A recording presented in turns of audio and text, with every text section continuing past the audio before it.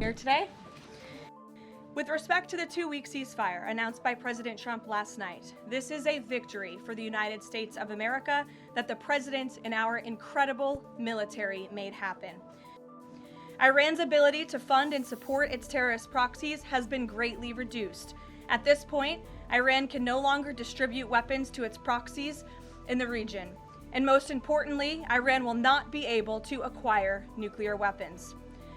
The president's maximum pressure and the leverage created by the success of Operation Epic Fury led to the Iranian regime asking for and ultimately agreeing to a ceasefire proposal with the United States.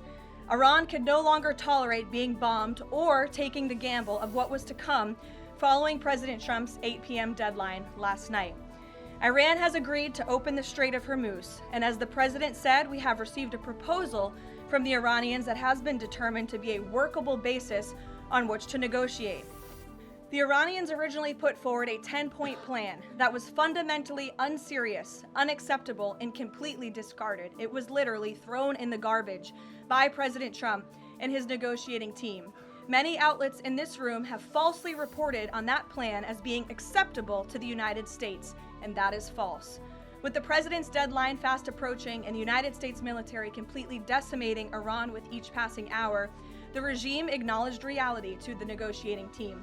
They put forward a more reasonable and entirely different and condensed plan to the president and his team.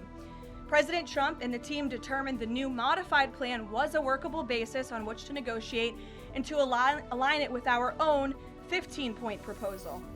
The president's red lines, namely the end of Iranian enrichment in Iran, have not changed. And the idea that President Trump would ever accept an Iranian wish list as a deal is completely absurd.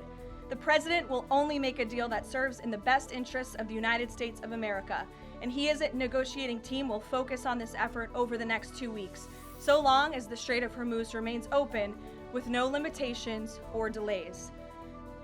Karoline, Iranian state media is saying that Iran has now closed off the Strait of Hormuz today in response to Israeli attacks on Lebanon. What's the White House response to that? And you just listed many military successes, I understand that, but strategically, how is the administration arguing that Iran does not have more economic leverage than it did before the start of the war? Sure. Well, with respect to the first reporting out of Iranian state media, the president was made aware of those reports before I came to the podium. That is completely unacceptable. And again, this is a case of what they're saying publicly is different privately. We have seen an uptick of traffic in the Strait today, and I will reiterate the president's expectation and demand that the Strait of Hormuz is reopened immediately, quickly and safely. That is his expectation, and it has been relayed to him privately that is what's taking place, and these reports publicly are false. Well, I understand the questions about the president's rhetoric, but what the president cares most about is results.